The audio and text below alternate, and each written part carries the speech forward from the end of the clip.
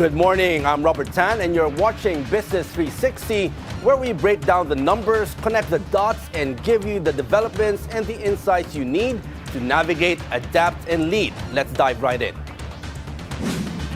U.S. President Donald Trump expects revenues from his tariffs will reach extremely strong levels. The Philippines hopes to bring down the 20% tariff imposed by Trump to the country, as President Bongbong Marcos is set to meet with Trump in Washington a few days from now.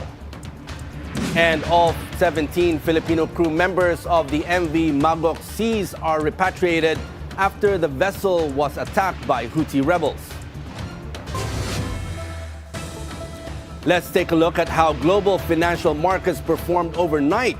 Wall Street ended lower on Friday after U.S. President Donald Trump intensified his tariff offensive against Canada. This amplified an uncertainty swirling around the U.S. trade policy.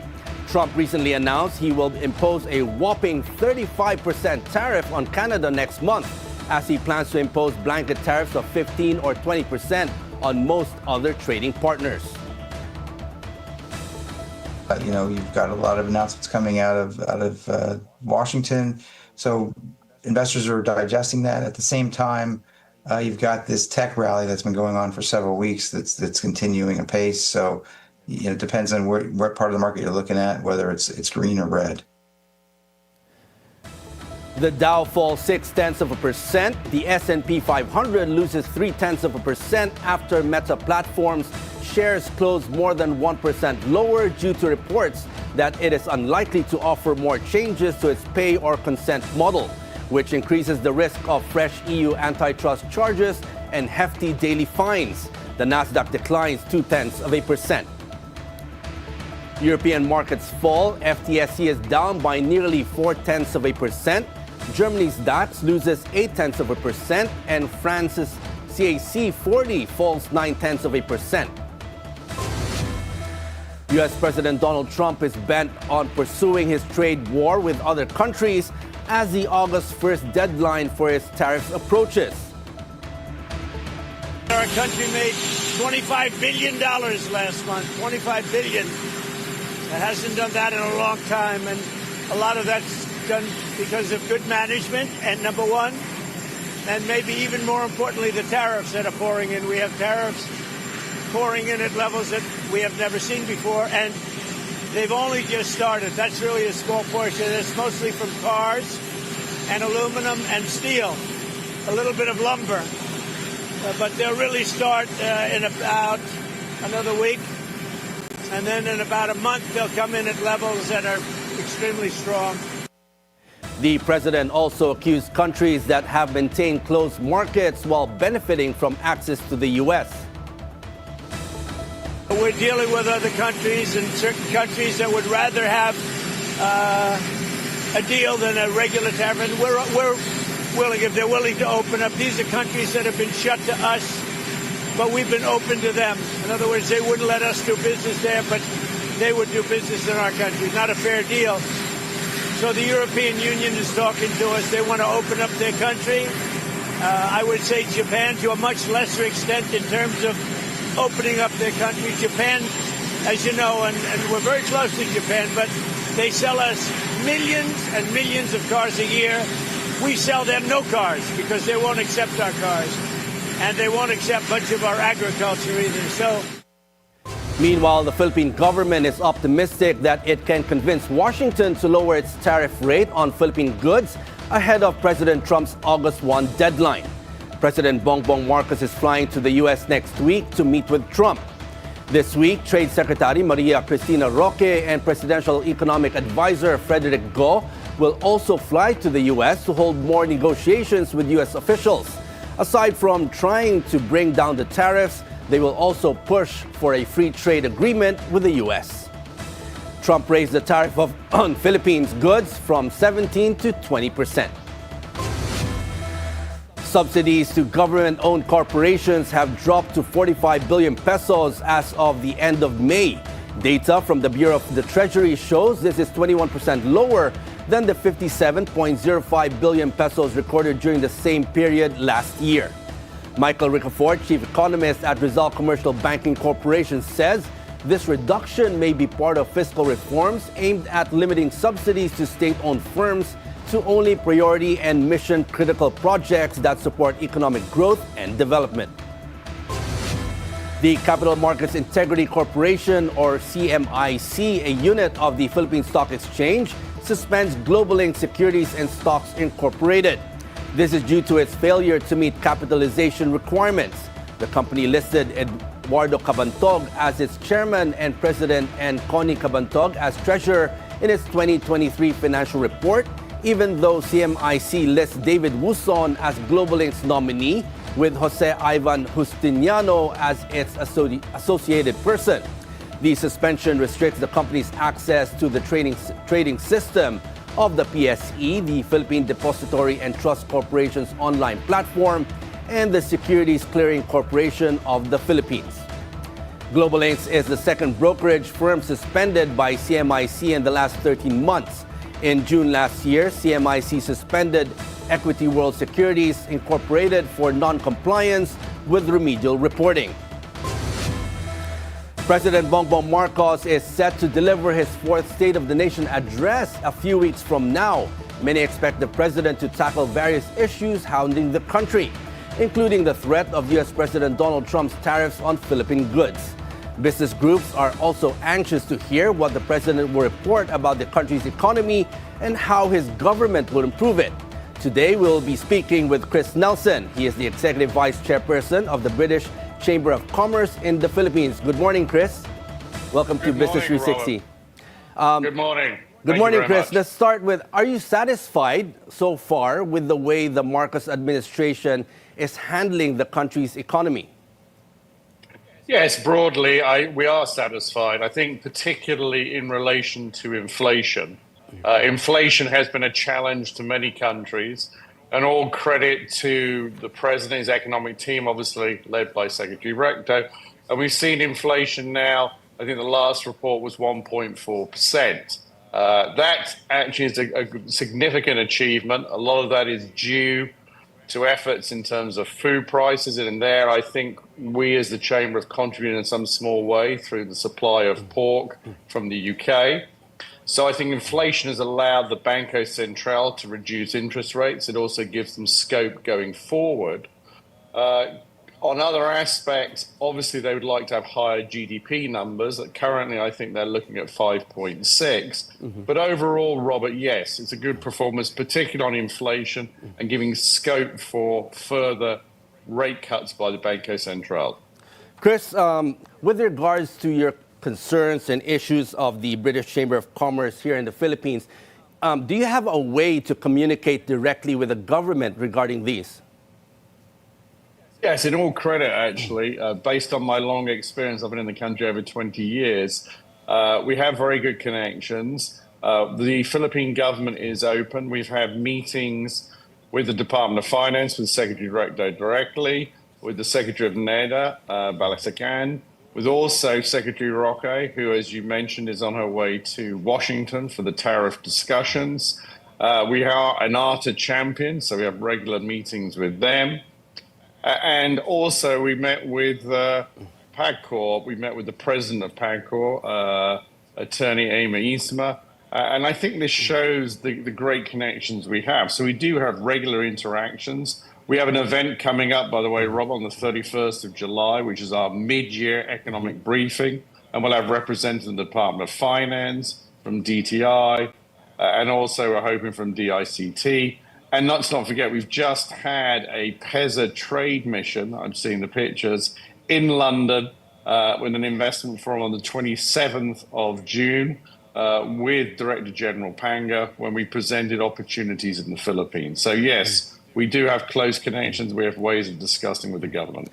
Chris, with the two-way communication with the British Chamber of Commerce and the government and other agencies, during those discussions, what kind of issues have your group raised with regards to Philippine business environment that should be addressed by the government today?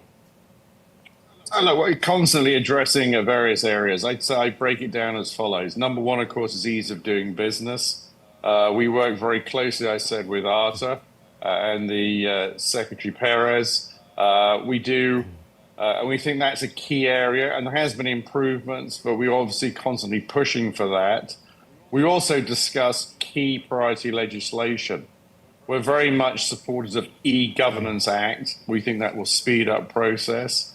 We've had discussions repeatedly on cybersecurity. Cybersecurity is a threat, not just to the Philippines, but across everywhere. And we really strongly urge that the cybersecurity, which is one of the priority bills, is passed. We also are strong supporters of the Open Transmission Act, the Converge Act. And again, I know that's under current study. So we engage. The final thing we'd like to also talk about is, of course, the limitations on foreign ownership. A number of those are still at 60-40. We understand from discussions with NATO, those are looking at reducing that list. But obviously, we'd like to open up the Philippines to more direct foreign investment and to loosen those restrictions. In addition to what you just have mentioned, Chris, you've been here in the country for more than 20 years. You've seen a lot of changes. Now, do you think currently the trade relations between the Philippines and the UK can still be improved? What other aspects in business should the government and the UK should look at to make it easier for British investors to come in?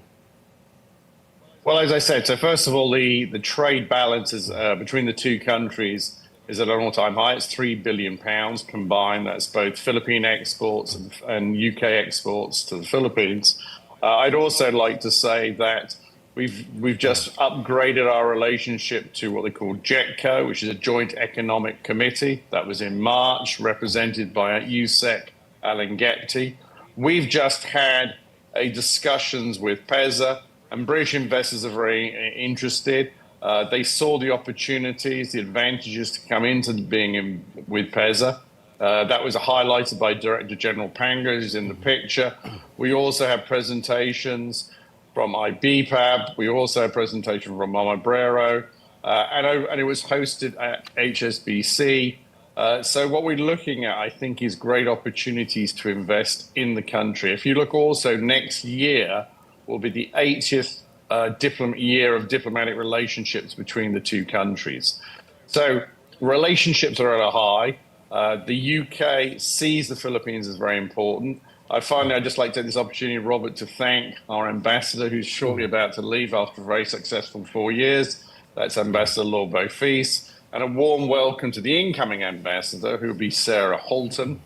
And again, it's a reflection that we at the British Chamber and the British Embassy, and of course, Business and Trade, which is the key department in the UK, look at the Philippines. We see it as a very important market, not only in its own right, but as a way into Southeast Asia through trading agreements such as RCEP.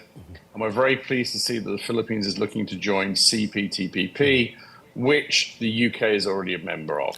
Chris, will Trump's tariffs on the Philippines affect your businesses here? I think Trump tariffs are creating a degree of uncertainty across the world, as you know, Robert. And we appreciate the efforts the Philippines will make. It's very hard to predict those outcomes. The Philippines is currently at 20%, which obviously is lower than other areas. However, what I do think is happening is there is an incentive or a push to look at diversifying in other areas. I've referred to CPTPP, which is the consultative partnership, Trans-Pacific. The UK is a member of that, and the Philippines, we know, is preparing an application from that. And I think that's very important. I think what's very important is, yes, it's important that the Philippines obviously gets the resolution it wants from the tariff discussions with the US. But I think it also gives an incentive to look at other trading areas, which I think is happening. And I think strongly that based upon the recent PEZA visit and the interest levels we've seen, we will continue to see UK trade and investment between the two countries grow.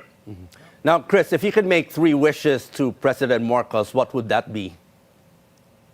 Well, my 3 wishes would be the following. Number 1, reduce red tape further.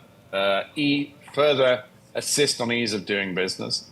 Pass key priority legislation, Cybersecurity Act, E-Governance Act, the Open Transmission Act. Let's follow through from those. And let's further reduce restrictions on foreign investment. Let's reduce the 60-40 rule. As Neda has said, let's bring that down. We'd like to see it completely open. We'd like to see, of course, foreign ownership. We appreciate they're trying the Long-Term Lease Act. But, of course, what we want to see is even higher foreign direct investment in the country. Those are my 3 wishes. And finally, Chris, on a scale of 1 to 10, what rating can you give the Marcos administration's performance? I would give it an 8, ocho. I think it is done very well, particularly with inflation.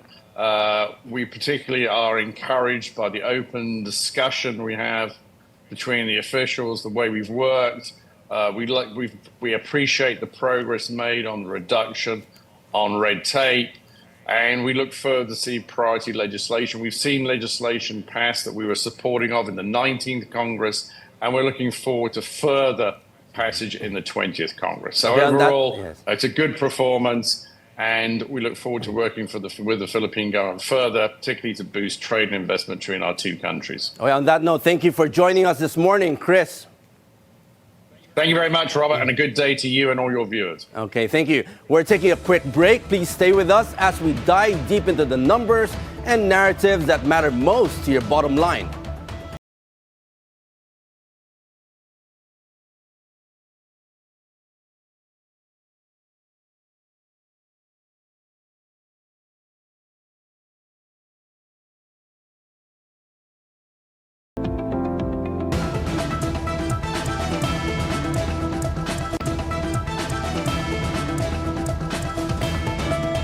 The Philippine Stock Exchange Incorporated is once again raising its capital raising target to nearly 200 billion pesos this year.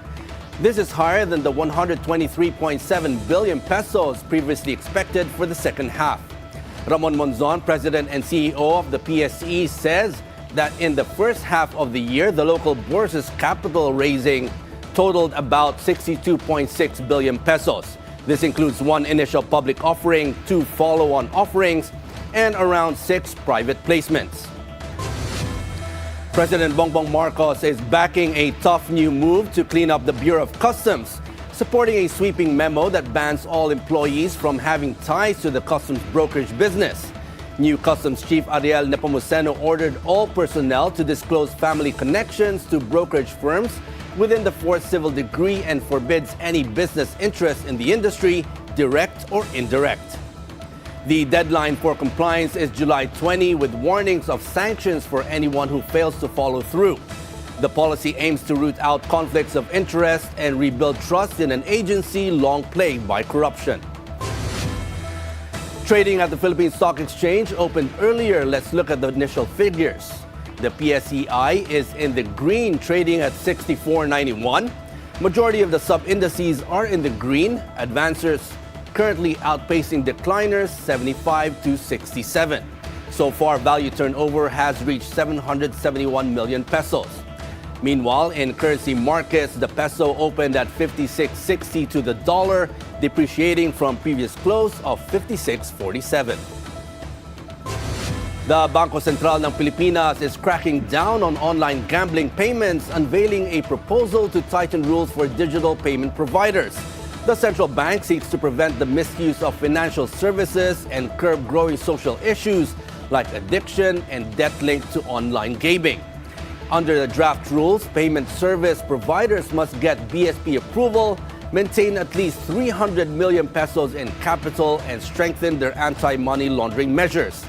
New guidelines also call for a responsible online gambling policy, including pop-up alerts to help users manage their gambling habits. Indonesia is cooking up big business in the Philippines with potential food and beverage deals worth over $2.2 million struck at the Manila Food and Beverage Expo 2025. The Manila Expo showcased 10 Indonesian companies, mostly small and medium enterprises offering products like coffee, honey, biscuits, and healthy snacks. Officials say the deal highlights the Philippines' strong interest in Indonesian products. Indonesia is already the Philippines' second largest coffee bean supplier, sending over $43 million worth of in 2024 alone. All 17 Filipino seafarers of MV Magoc Seas have been repatriated as ordered by President Bongbong Marcos. Migrant Workers Secretary Leo welcomed the 11 seafarers over the weekend at the NAIA. The first batch of 6 crew members were repatriated on July 11. Cakdak said they received all the necessary assistance from the government. He also outlined the government's comprehensive reintegration support from a whole-of-government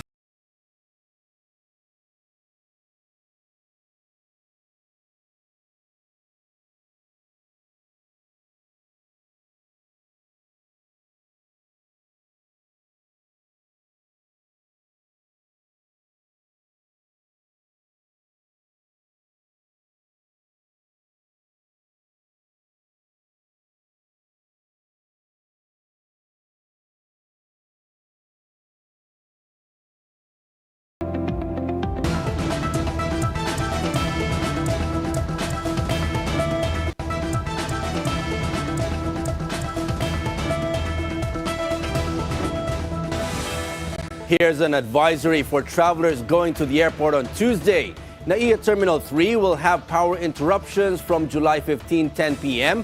to 2 a.m. on July 16. According to the new NAIA Infrastructure Corporation, this is due to power maintenance by Meralco in the area. So travelers should expect intermittent power to the air conditioning, lights, elevators, and escalators, baggage systems, and power outlets. The NNIC says they are doing all they can to minimize inconvenience for travelers. The European Union is hitting pause on retaliatory tariffs against the U.S., giving diplomacy a final chance ahead of an August 1 deadline. This comes after U.S. President Donald Trump announced a 30% tariff on EU and Mexican imports starting next month. European leaders are pushing back hard, warning that the escalating trade fight could damage both economies. Germany's finance minister called the move a threat and urged a fair deal instead of new conflicts. Meantime, German Chancellor Friedrich Merz stressed that their economy would be hit hard by the tariffs. Wenn das käme. If it were to happen, then we would be able to put large parts of our economic policy efforts on the back burner, because that would overshadow everything and hit the German export industry to the core. But I would like to say once again that this is precisely why I have been traveling so much. Incidentally, the G7, Europe, the European Summit, and the NATO Summit were in the Chancellery's diary before I became Chancellor myself. And it goes without saying that I attend these events. But I also do them to represent Germany well, to make our voice heard, and to ensure that these tariffs of this magnitude do not materialize. And that requires two things: unity within the European Union and sensible dialogue with the American president. Still on Trump's tariffs, French cheese and wine producers warned the U.S. president his sweeping tariffs could damage the agriculture industry. Trump earlier threatened a 30% tariff on EU imports. France's dairy sector exports half of its production mainly to the U.S. That includes cheese, yogurt, and butter. The sector risks losing several dozen millions of euros of sales annually. The French Dairy Association hopes negotiations could still ease the blow of Trump's trade war. We're taking a breather. Business 360 will be right back.